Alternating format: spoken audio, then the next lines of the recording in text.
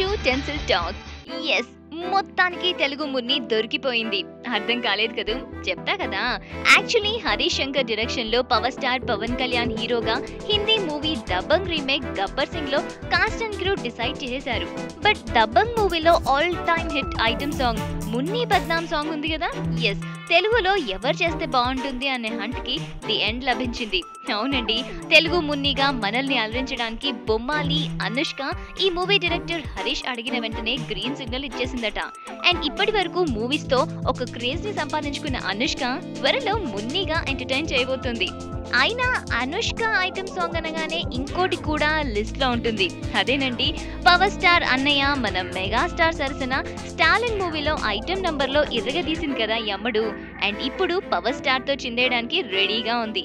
And for the first time వీళ్ళిద్దరి combination మనం చూడబోతున్నాం.